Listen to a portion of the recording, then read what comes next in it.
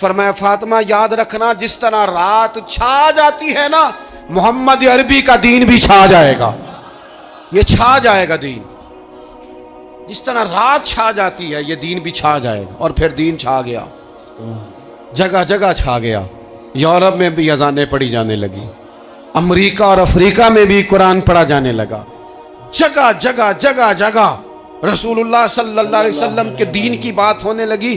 کہا فاطمہ کار کچا ہو یا پکا ہو، خیمہ ہو، ہر جگہ یہ دین پہنچے گا، اور دین پہنچا تو جس دین کے ہم ماننے والے ہیں وہی کامل اور مکمل دین ہے۔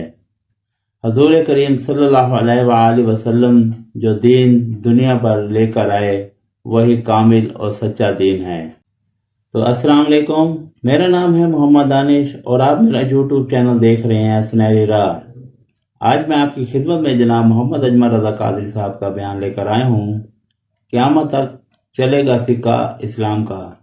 اس بیان میں کون سی ایسی باتیں کی گئی ہیں، کون سے ایسے بیان بتایا گیا ہے جو ہم مسلمان اس پر عمل کر کے انشاءاللہ اسلام کی صحیح راہ پر چل سکیں۔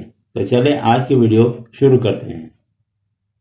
عزیز دوستو، ہم جس دین کے ماننے والے ہیں وہ دین برحق ہے، اور جس پیارے محبوب صلی اللہ تعالیٰ علیہ وسلم کے ہم ماننے والے ہیں وہ محبوب علیہ السلام اللہ کے آخری رسول ہیں۔ نبی اکرم صلی اللہ تعالیٰ علیہ وسلم کامل اکمل اور مکمل دین لے کر تشریف لائے۔ اب یہ دین اسلام ایسا مضبوط، ایسا مستحکم دستور حیات ہے کہ قیامت تک اسی دین کا سکہ چلے گا۔ وقتی طور پر جو حالات امت پر اس وقت گزر رہے ہیں اس میں امت محکوم نظر آتی ہے، کمزور نظر آتی ہے، اور ہم دیکھتے ہیں کہ غیروں کا رعب بھی ہمارے حکمرانوں کے چہروں اور ان کے لہجوں پر نظر آتا ہے۔ جو قومیں کسی کا رعب اختیار کرتی ہیں، کسی شخص کو اس طرح کا بڑا جانتی ہیں کہ احساس کمتری کا شکار ہو جاتی ہیں، وہ اپنی آنے والی نسلوں کو کبھی مضبوط نہیں کر پاتی۔ ہمارے مزاجوں میں اور ہمارے روزمرہ کے معاملات میں کچھ چیزیں اس طرح کی رکھ دی گئی ہیں کہ لوگ احساس کے نیچے دبتے چلے جا رہے ہیں۔ برادریزم ایک بہت بڑا ایشو رہا ہمارے ہاں۔ میں بڑی درد کے ساتھ یہ بات عرض کیا کرتا ہوں کہ زیادہ گناہ اور زیادہ جرم اس بندے کا نہیں جو اپنی برادری کو بڑا سمجھتا ہے، بلکہ زیادہ مجرم وہ ہے جو اپنی برادری کو چھوٹا سمجھتا ہے۔ اس نے کیوں اپنے اندر احساس کمزوری پیدا کیا؟ اس کو کیوں ضرورت پیش آئی یہ کہنے کی کہ میں کسی کمزور قبیلے سے تعلق رکھتا ہوں؟ اسے کھل کے کہنا چاہیے تھا کہ میں بھی جناب آدم کا بیٹا ہوں۔ اسے کھل کے کہنا چاہیے تھا کہ میں بھی رسول رحمت کا غلام ہوں، میں بھی اللہ کا بندہ ہوں۔ کھل کر بات کرنی چاہیے۔ احساس کے نیچے دب جانا، پریشان۔ پھر اسی طرح کا معاملہ امیری غریبی کا ہے۔ غربا کیوں یہ سمجھ بیٹھتے ہیں کہ جس کے پاس پیسے زیادہ ہیں شاید فضل بھی زیادہ اسی کے پاس ہے؟ کیوں اس احساس سے باہر نہیں آتے؟ اگر دولت بہت اعلیٰ ہوتی نا اور بڑی ہی قیمتی ہوتی تو سب سے زیادہ سیدہ فاطمہ زہرا کے گھر میں ہوتی، سب سے زیادہ تجوریاں سیدہ عائشہ صدیقہ کے پاس ہوتی، لیکن یہ زیادہ قیمتی نہیں تھی، اس لیے دروازہ رسول پہ بھی نہیں تھی۔ تو اسی طرح کا معاملہ کچھ لوگوں کا ہے۔ میں نے اپنی زندگی میں یہ دیکھا ہے کہ مذہبی ماحول سے وابستہ لوگ کئی دفعہ بڑے پریشان ہو جاتے ہیں کہ میں تو مولوی صاحب ہوں، اور محلے کا مولوی بنا کے جب کسی کو رکھا جاتا ہے تو بیچارہ ویسے بھی پریشان ہو جاتا ہے۔ اس کی ذمہ داری ہوتی ہے کہ تو نے وقت پہ جنازہ پڑھانا ہے، ٹائم پہ کول پہ آ جانا، 10ویں پہ وقت پہ پہنچنا، غیر حاضر نہ ہونا۔ کچھ جگہوں پہ یہ بھی رواج ہے کہ جناب آپ کو 7 دن اور 10 دن مسلسل بیٹھنا ہے اور پڑھائی کرنی ہے۔ وہ آہستہ آہستہ آہستہ آہستہ بچے احساس کا شکار، یعنی قرآن شریف پڑھنے والے بچے اور کتاب و سنت کی تعلیم حاصل کرنے والے بچے، لیکن انہیں یہ کہا جاتا ہے کہ چلو فلانی جگہ قرآن پاک پڑھنے چلتے، قرآن پڑھنے جا رہے ہیں۔ قرآن انقلاب کی کتاب ہے، قرآن بندے کو عروج دیتا ہے، لیکن ان بچوں کی ذہنی ساخت یہ بنائی جا رہی ہے کہ چلو قرآن پاک پڑھنے چلتے ہیں، وہاں بریانی ملے گی کھانے کو، گوشت ملے گا کھانے کو۔ شکایت ہے مجھے یا رب خدا بندان مکتب سے، سبق شاہی ہے بچوں کو دے رہے ہیں خاک بازی کا۔ اتنی چھوٹی جب آپ کسی کی سوچ بنا دیتے ہیں تو پھر وہ آپ کہیں کہ وہ انقلاب برپا کرے، وہ کوئی بڑا کارنامہ سر انجام دے، یہ ہوتا نہیں، ممکن نہیں ہوتا۔ جب آپ آہستہ آہستہ کر کے احساس کمزوری کے نیچے دبتے چلے جاتے ہیں، دبتے، حالات خراب ہو جاتے ہیں۔ ہمارے بزرگ ہمیں کہا کرتے تھے کہ مولوی ہونا کوئی تانا ہے،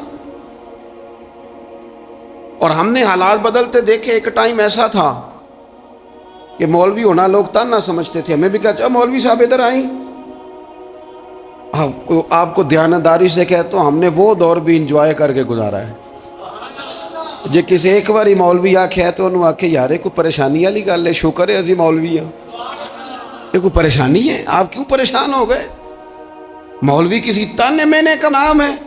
اور پھر وہ جو کل تک کہہ رہا تھا نا کہ اوہو تسی تو مولوی بن گئے ہو، پھر ہم نے وہ دور بھی دیکھا، اس نے کہا یار 2 منٹ کھڑا ہو تیرے ساتھ تصویر بنانی ہے، وہ دور بھی دیکھا، یہ دور بھی دیکھا۔ تھوڑا سا نا اپنی زندگی کے اندر خودداری، عزت نفس، وقار، اسلام عروج دیتا ہے بندے کو۔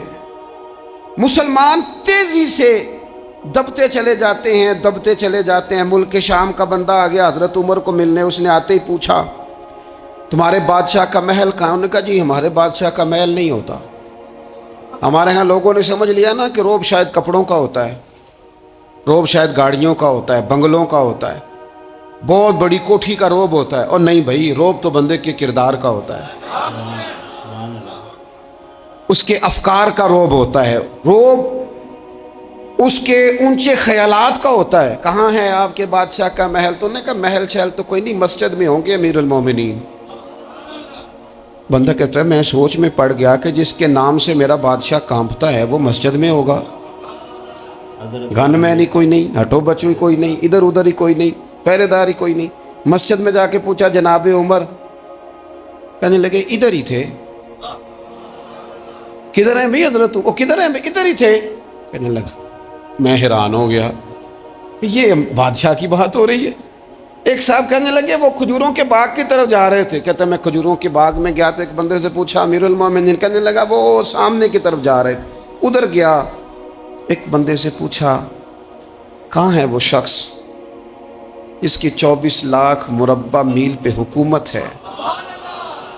کہاں ہے وہ شخص جو مدینے میں بیٹھ کے نعرہ لگاتا ہے تو کیسر و کسرا کانپ جاتے ہیں؟ وہ بندہ کدھر ہے کہ جس کی بات جگہ جگہ ہوتی ہے، جس کا تذکرہ سنا ہے کہ اسے دیکھ کے شیطان بھی رستے بدل جاتا ہے؟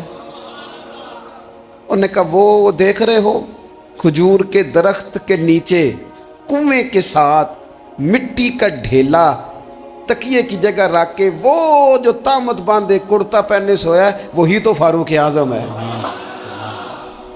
وہ شخص کہتا ہے عمر سوئے تھے۔ شیر سویا بھی ہو تو اس کا روب ہوتا ہے، شیر جو ہوتا ہے، شیر کبھی سو بھی جائے نا تو لوگ پھر بھی خوف کھاتے ہیں، اور اس کے جاگنے کا خوف کھاتے ہیں کہ یہ کہیں جاگ نہ جائے۔ شیر جو ہوا، کہتے ہیں حضرت عمر سوئے تھے پر میں قریب گیا تو میرے وجود پہ روب طاری ہو گیا، روب، اور میری زبان سے بے ساختہ یہ جملے نکلے کہ عمر تو انصاف کر کے سویا ہے نا، تو مٹی کے ڈھیلے پہ بھی تجھے سکون کی نیند ہے۔ خودداری، وقار، عزت، یہ احساس کمتری سے باہر نکلیں۔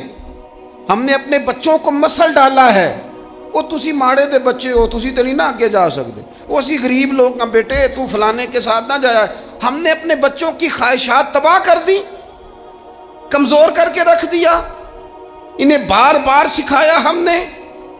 خوددار تھا وہ باپ جس کی تھوڑی سی آمدن تھی پر وہ گرمیوں میں اپنے پتر سے کہتا تھا پتر بڑولے میں دانے ڈال دیے ہیں، تمہاری ماں نے مرتبان میں اچار ڈال دیا ہے، لو اب ساری گرمیاں پرواہ کوئی نہیں۔ وہ خوددار لوگ تھے، لیکن آج یہ دین غالب ہونے کے لیے آیا ہے، مسلمان نے غالب ہونا ہے۔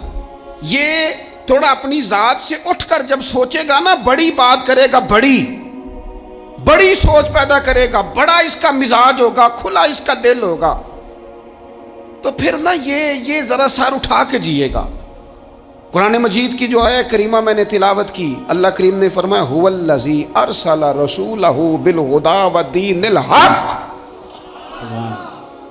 فرمایا وہ قادر مطلق ہے جس نے اپنے رسول کو ہدایت اور حق دے کے بھیجا ہے۔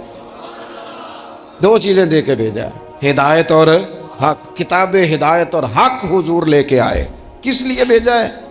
کہ نیرا تسبیح پڑھیں اور سو جائیں، نیرا جناب عبادت کریں اور آرام کریں، نیرا جناب تلاوت کریں اور آرام کریں، نہ۔ هو الذی ارسل رسولہ بالہدی ودین الحق، وہ رب ہے جس نے اپنے نبی کو، اپنے رسول کو ہدایت اور حق دے کے بھیجا ہے۔ کیوں؟ کہ لیظہرہ علی الدین کلہ، تاکہ اس دین کو تمام دینوں پر غالب کر دے، اس کو غالب کرے، ہر دین پر یہ دین چھا جائے۔ وَلَوْ کَرِہَ الْمُشْرِكُونَ، اگرچہ مشرکوں کو یہ بات بری ہی لگے، نا پسند آئے، کسی کو نہیں آتی، لِيُظْهِرَهُ عَلَى الدِّينِ كُلِّهِ، یہ دین غالب ہونے کے لیے آیا۔ غالب، تو نماز بھی پڑھ، عبادت بھی کر، لیکن یہ بھی خیال رکھ کہ دنیا میں نماز والے نبی کا نظام بھی قائم کرنا ہے۔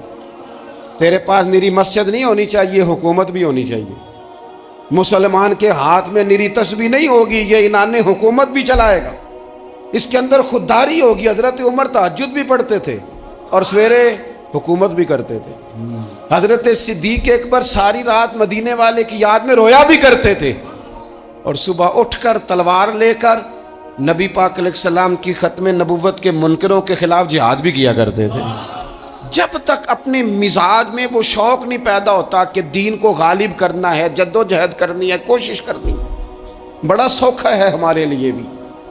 آرام سے نماز پڑھیں، نفل پڑھیں، عبادت کریں، اور ویسے بھی اسے لوگ زیادہ بڑا پیر سمجھتے ہیں جس کی تسبیح زیادہ لمبی ہو، وہ زیادہ بڑا پیر ہوتا ہے جس کی پگڑی ذرا زیادہ بڑی ہو، جبہ تگڑا پہنے، اجرے کے اندر رہے، باہر نہ نکلے، اور اندر جائیں 2 منٹ کے لیے حضرت کی زیارت کریں، باہر آ جائیں، بس چھٹی، وہ زیادہ پیری مریدی ہو جاتی ہے۔ پیر تو بولتا ہی نہیں۔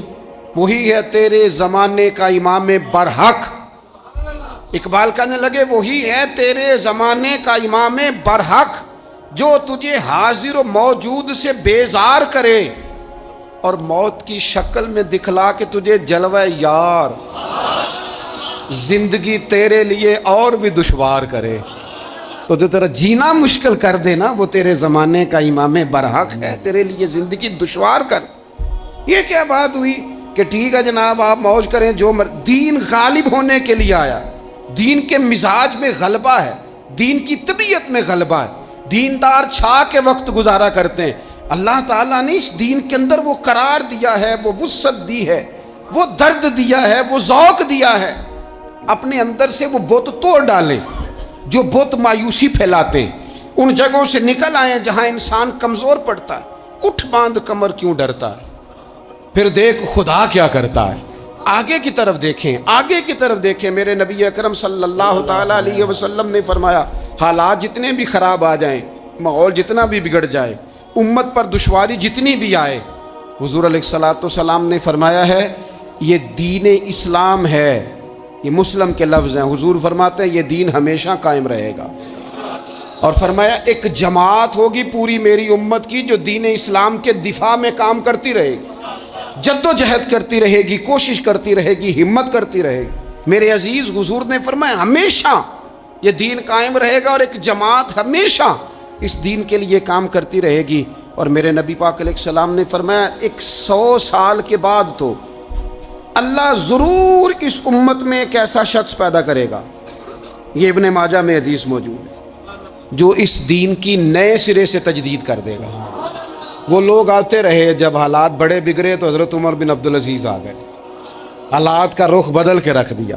پھر معاملات بڑے بگڑے تو امام شافعی جیسے لوگ آ گئے، غوث اعظم جیلانی جیسے لوگ آ گئے، حالات بڑے بگڑے تو شیخ عبدالحق محدث دہلوی جیسے لوگ آ گئے، ہندوستان میں جب ماحول بڑا کٹھن ہوا تو اعلیٰ حضرت فاضل بریلوی جیسے لوگ آ گئے۔ ہر صدی کے سرے پر اللہ تعالیٰ ایک مجدد بھیجے گا، حضور کا وہ غلام دین کو نئے سرے سے تازہ کرے، دین کے چمن میں ہمیشہ بہار رہے گی، بے شک ہمیشہ نورانیت رہے گی، ہمیشہ نور اعلیٰ نور رہے گا۔ یہ کام صرف کرنے کا کام کیا ہے؟ یہ دین تو پھلے گا پھولے گا، جو آگے بڑھ کے خدمت میں حصہ ڈال لے گا نا وہ اپنا نفع کرے گا۔ یہ قرآن پاک ہے، یا ایھا الذین آمنوا ان تنصروا اللہ ینصرکم ویثبت اقدامکم۔ اللہ فرماتے ہیں لوگو اگر تم اللہ کے دین کی مدد کرو گے نا تو اللہ تمہاری مدد کرے گا، وَيُثَبِّتْ أَقْدَامَكُمْ، اور تمہارے قدم جما دے گا، تمہیں استقامت دے، تم آگے۔ اور دین کی مدد صرف پیسوں سے نہیں ہوتی۔ کوئی شخص سمجھے کہ فقط مال سے مدد ہوتی ہے، جب آپ وقت پر آ کر مسجد میں جمعے کی نماز ادا کرتے ہیں تو یہ بھی آپ دین کی خدمت ہی کرتے ہیں۔ سبحان اللہ۔ جب آپ دینی اجتماعات کی رونق بڑھاتے ہیں تو یہ بھی آپ دین کی خدمت ہی کرتے ہیں۔ جب آپ کسی دین کے طالب علم کا حوصلہ بڑھا دیتے ہیں نا، بیٹے بڑی بات ہے قرآن پڑھتے رہنا، یہ بھی آپ خدمت ہی کرتے ہیں۔ جب آپ دین کے بارے میں کسی جگہ بیٹھ کے اچھی بات کر دیتے ہیں، یار اللہ کا فضل ہے ہمارے دین میں یہ خیر اللہ نے رکھی، یہ بھی آپ دین کی مدد ہی کرتے ہیں۔ آپ کسی بھی جگہ کسی بھی حوالے سے دین کے لیے کوئی بھی پیغام دیتے ہیں، کوئی بھی بات کرتے ہیں تو آپ دین کی یہ ساری خدمات دینیاں ہیں، یہ سارا درد ہے، یہ سارا ذوق ہے۔ ہم اپنا اپنا حصہ جس طرح بھی ملا سکیں دین کی حمایت میں، دین کی مدد میں۔ جہاں کوئی ایسی بات ہو رہی ہو وہاں ہم دفاع کے لیے کھڑے ہو جائیں۔ ہر شخص اپنے اپنے مقام پر دینی ابلاغ میں، دین کی تبلیغ میں اپنا کردار ادا کرے۔ ایک جملہ کوئی بول دے نا رسول پاک کے دین کی مدد میں، ایک جملہ، یعنی کسی کو صرف اتنا کہہ دینا کہ یار تو اپنے بیٹے کو، تیرے 5 بیٹے ہیں، ایک کو قرآن مجید کا عالم ہی بنا دے، تو کہہ کے چلا گیا اور تو تیری وجہ تجھے خبر بھی نہیں کہ شاید اس نے تیری وجہ سے اسے داخل کرایا ہے، لیکن وہ اگر آ گیا پڑھ گیا تو دیکھ تجھے اجر اللہ کتنا عطا فرمائے۔ آتا جملہ بول کے دین کے معاملے میں معاون بنے، کوئی خیر کا لفظ بول کے معاون بنے۔ ہم نہ ہمت نہیں کرتے، ہم کہتے ہیں وہ فلانا کرے گا، بڑا آدمی کرے گا، مولانا کریں گے، پیر صاحب کریں گے، اپنا اپنا حصہ، اپنی اپنی خیر۔ حضرت عمر نے بھی بڑا کام کیا ہے دین کی خدمت میں، پر سیدنا بلال کی خدمت کا کوئی انکار کر سکتا ہے؟ ڈیوٹی حضرت صدیق اکبر کی بھی زیادہ ہے، پر جناب سلمان فارسی کی خدمت کا انکار کیا جا سکتا ہے؟ ہر ایک نے کام کیا، ہر نقطے کا اپنا عروج ہے، اپنی اور یہ دین غالب ہوگا، غالب۔ یہ مت سمجھیں تھوڑے سے حالات کمزور آئے ہیں اور تھوڑا سا مسلمان محکوم ہوئے ہیں مالی طور، اپنی کوتاہیوں کی وجہ سے ہوئے، اپنی غلطیوں کی وجہ سے ہوئے، اپنے اعمال کے سبب ہوئے، تو ڈر ڈر کے نہ جئیں۔ نبی پاک صلی اللہ تعالی علیہ وسلم سفر پہ تشریف لے گئے، حضور علیہ السلام کی عادت کریمہ تھی جب سفر پہ جاتے تھے تو سب سے آخر میں ساری تیاری کر کے سامان سمیٹ کے سب سے آخر میں سیدہ فاطمہ الزہرا سے ملتے، پھر سفر شروع ہوتا، اور جب حضور واپس آتے تو سب سے پہلے سیدہ فاطمہ سے ملتے رضی اللہ تعالی۔ حضور کافی دنوں کے بعد سفر سے واپس آئے، لمبا سفر تھا، سیدہ فاطمہ الزہرا رضی اللہ تعالیٰ عنہ سے ملنے گئے۔ نبی پاک صلی اللہ تعالیٰ علیہ وسلم کا چہرہ نور دیکھ کے تو سیدہ فاطمہ تڑپ کے روئیں، رو پڑی۔ حضور نے فرمایا فاطمہ کیا ہوا؟ عرض کرنے لگے یا رسول اللہ تھکاوٹ کے اثرات میں آپ کے چہرے پہ دیکھ رہی، اور حضور کپڑے یوں لگتا ہے بڑے پرانے پہنے ہوئے ہیں آپ نے، حضور اتنی مشقت کیوں کرتے ہیں آپ، اتنی محنت، اتنی جدوجہد؟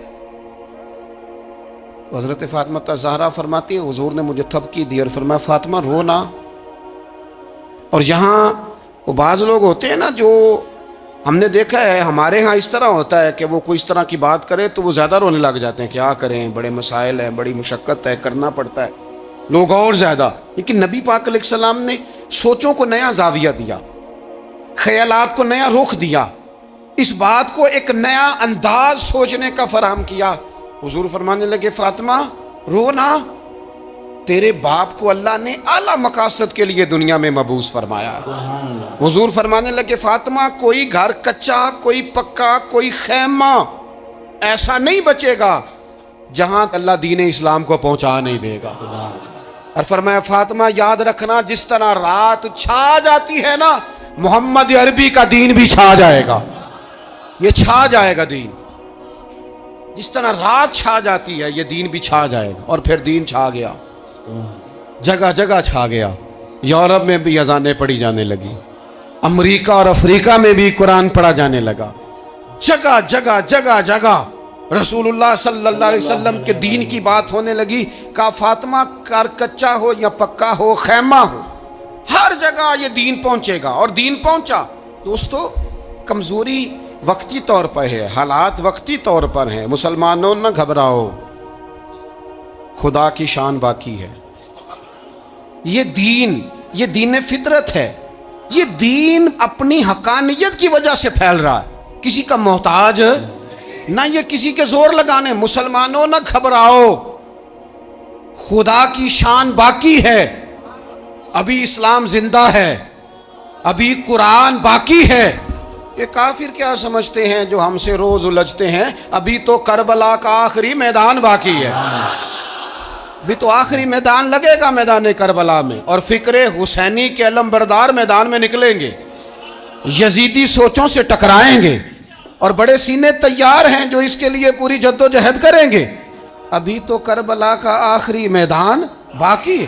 اپنی زندگی کے اندر قوت ارادی پیدا کریں، کچھ کر لینے کی ٹھان اپنے مزاج میں پیدا کریں۔ کمزوری آ جاتی۔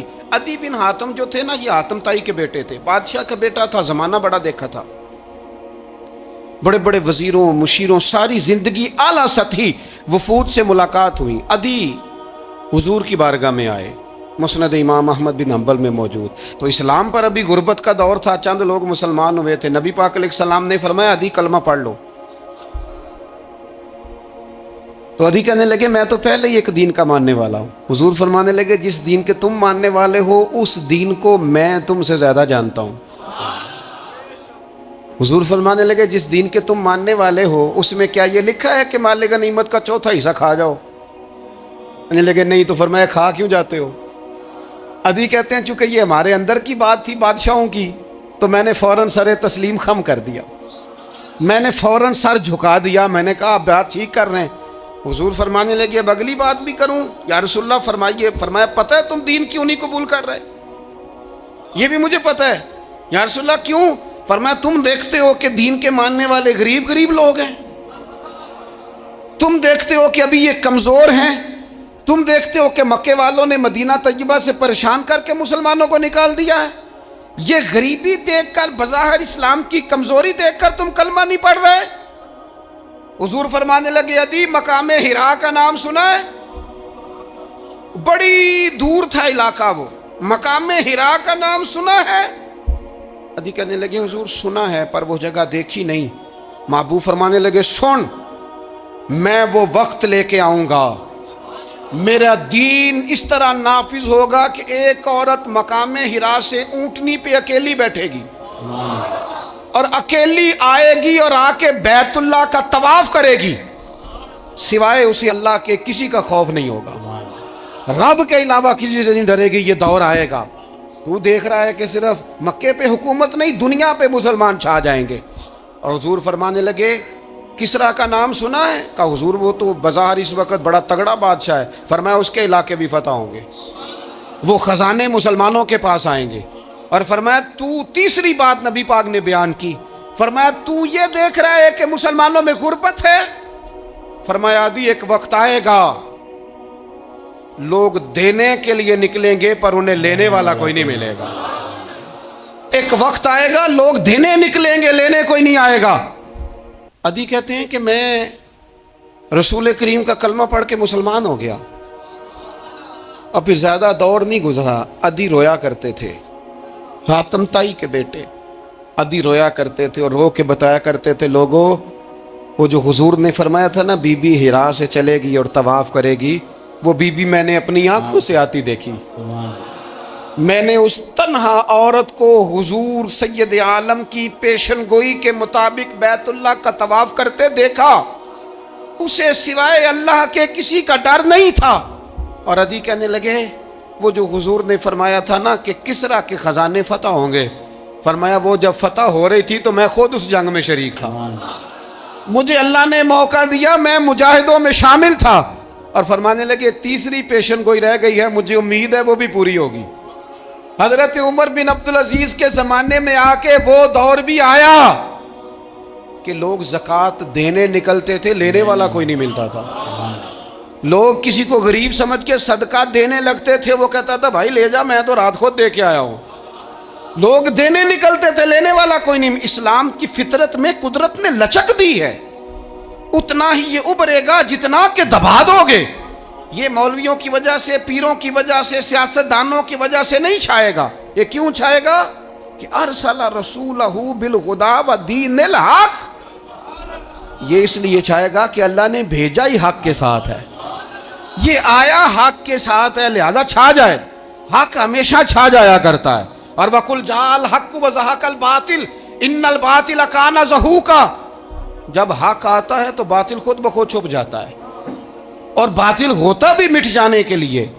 بس نا یہ دین چھا۔ حضرت خباب بن الارت رضی اللہ تعالیٰ عنہ فرماتے ہیں ہمیں بڑی تکلیف دی کفار مکہ نے، قریش نے بڑا ستایا۔ نبی پاک علیہ السلام خانہ کعبہ کے ساتھ ایک چادر لے کے آرام فرما رہے تھے، ہم حضور کی بارگاہ میں گئے، یا رسول اللہ دعا کریں یہ تباہ ہو جائیں، تنگ بڑا کرتے ہیں، حضور آپ دعا کریں اللہ کی بارگاہ میں۔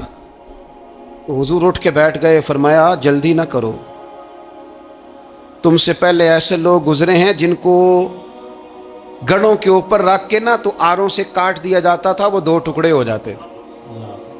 فرمایا جلدی نہ کرو، تم سے پہلے ایسے لوگ گزرے ہیں کہ لوہے کی کنگھیوں سے ان کا گوشت نوچ دیا جاتا تھا، ہڈیاں تک زخمی ہو جاتی تھی، سی نہیں کرتے، زخم پہ زخم کھا کے جی خون جگر کے گھونٹ پی، آہ نہ کر لبوں کو سی، یہ عشق ہے کو دل لگی نہیں۔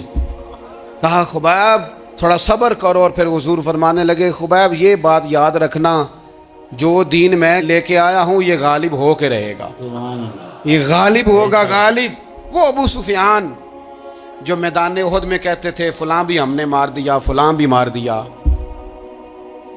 جب 10,000 کا لشکر لے کے نبی پاک گئے تھے نا دوبارہ واپس، 10 سالوں میں 3 لوگ لے کے حضور مکے سے آئے، اور 10,000 کا لشکر لے کے جب دوبارہ گئے نا، ابو سفیان کہنے لگے لڑنا ہی نہیں، کیونکہ جس شان سے معصوم آمنہ آئے ہیں لڑنے والی بات ہی کوئی نہیں، طاقت ہی نہیں، آنکھ نہیں ملا سکتے تو ہاتھ کیسے اٹھائیں گے۔ لیکن پتہ ہے حضور کا طریقہ کیا تھا؟ سیاہ امامہ تھا، اونٹنی پہ بیٹھے تھے، اور گردن محبوب نے اتنی جھکائی تھی کہ وہ اونٹنی کی گردن سے لگ رہی تھی۔ اس شان کے ساتھ حضور داخل ہوئے، اذا جاء نصر اللہ والفتح ورأیت الناس يدخلون فی دین اللہ افواجا۔ اپنے اندر نہ تھوڑی سی، آپ 24 گھنٹے دنیا کمائیں، کوئی منع نہیں کرتا، مال کمائیں، جائیدادیں بنائیں، حلال کمائیں، جتنا مرضی کمائیں، لیکن نہ کچھ تھوڑا سا اپنے آپ کو دین کے لیے، صرف مالی طور پر نہیں۔ ہمارے ہاں ایک بہت بڑا مسئلہ یہ بن گیا ہے کہ صرف مالی طور پر ہم سمجھتے ہیں دین کی مدد کر دیں۔ اگر آپ اپنے پتر کو نمازی بنا چکے ہیں تو ایک کام آپ نے دین کی خدمت کا کر لیا۔ اگر آپ کی بیٹی پردے کی عادی ہو گئی ہے تو آپ نے دین کی خدمت میں ایک حصہ ڈال لیا ہے۔ اگر آپ کے گھر کے اندر آپ ان ساری چیزوں کو بین کرنے میں کامیاب ہو گئے، یا ایھا الذین آمنوا قوا انفسکم واہلیکم نارا، ایمان والو خود بھی دوزخ سے بچو، اپنے اہل خانہ کو بھی بچاؤ۔ اگر فحاشی اور ریانی کا رستہ آپ نے اپنے دروازے کے باہر روک دیا ہے تو آپ نے دین کی خدمت کر لی ہے۔ اگر آپ اپنے دوستوں کو نمازی بنانے میں کامیاب ہو گئے، اگر آپ چند لوگوں کو قرآن پڑھانے میں کامیاب ہوئے ہیں، تو پھر کچھ نہ کچھ حصہ آپ نے دین میں شامل کیا ہے۔ کرنے کا کام یہ ہے کہ اپنا اپنا حصہ اپنی اپنی خیر دین میں ملائیں، جدوجہد کریں، کوشش کریں۔ 2 جملے بول کر، جب کوئی بندہ کہہ رہا ہو نا جی بڑا مشکل ہے دین پہ عمل کرنا، تو اسے کہیں دین پہ ہی چلنا تو آسان ہے، دین پہ چلنا ہی تو آسان ہے۔ جب بڑی دین مخالف باتیں ہو رہی ہوں تو وہاں ساری برادری کٹھی بیٹھی ہے نا، بچے کے دن رکھے جا رہے ہیں، تو میں دین کی خدمت بتا رہا ہوں کیا کیا کرنی ہے۔ बेटी बेटे के दिन तय हो रहे हैं तो कोई कहता है कि मामू को मना लो नाराज़ है, चचा को मना लो नाराज़ है। ये मैं अपना दर्द दिल आपके सामने रख रहा हूँ। दीन की खिदमत ये है कि एक बंदा बीच में से बोले, वो कहे ओ शादी में कोई गैर शरी काम ना करना, सबको मना रहे हो तो कहीं रब रसूल को नाराज़ ना कर लेना। ये तेरी दीन के लिए खिदमत हो जाएगी, ये तेरी दीन के लिए खिदमत हो जाएगी। वो जिस शख्स ने जाते जाते रास्ते में कहा था ना हज़रत अब्दुल्ला मुज़नी को कि मैं एक मदीने में चांद चढ़ा देख के आया हूँ कि जिसके करीब से जो गुजरता है उसे भी नूर मिलता है, तो उसकी एक बात घर कर गई, जनाब अब्दुल्ला मुज़नी मदीने वाले के आशिक हो गए। आप कह दे बात फैल जाएगी, अल्लाह उसे फैला देगा। अपने मकाम पर बैठकर अपने मैं फैक्ट्री के मालिक से कहा करता हूँ कि तू ना मस्जिद ज़रूर बना छोटी सी, दफ्तर वालों से कहा करता हूँ कि यहाँ ना नमाज बाजमात का बंदोबस्त ज़रूर कराओ। मैं कहता हूँ ये सारे दीन के काम हैं। आप अपने हल्का असर में कहें यहाँ नमाज बाजमात होगी, यहाँ सवेरे आते ही पहले तिलावत होगी, यहाँ पहले कसीदा बुर्दा शरीफ, आप कोई खैर के काम में अपना हिस्सा डालते रहें। इंशाअल्लाह यहीं से चिंगारियाँ बनेंगी, यहीं से इनकलाब बर्पा होगा। और इमाम जाफ़र सादक के कॉल पर अपनी बात समेटूंगा। किसी ने कहा था मैं दीन की तबलीग करना चाहता हूँ, तो फरमाने लगे सौखा हाल है, तो दीन पे अमल करना शुरू कर दे। दीन की तबलीग होनी शुरू हो गई, अमल कर। तो आखिर में इल्लामा इकबाल साहब का शेर बयान करता हूँ कि तू खुद को कर बुलंद इतना कि हर तकदीर से पहले खुदा बंदे से ये पूछे बता तेरी रज़ा क्या है। ये छोटे छोटे अमाल हैं जो अल्लाह ताला से दुआ करते हैं कि अल्लाह ताला हमें करने की तौफीक अता फरमाए। तो जितने भी नए देखने वाले हैं उनसे एक ही गुजारिश है कि मेरे चैनल को लाइक करें, सब्सक्राइब करें, शेयर करें, कमेंट्स करें। तो मिलते हैं अगली वीडियो में, तब तक अपना, अपने घर वालों का, दोस्तों का, हमसायों का, रिश्तेदारों का, सबका ख्याल रखें। अस्सलाम वालेकुम वरहमतुल्लाह व बरकातुहू।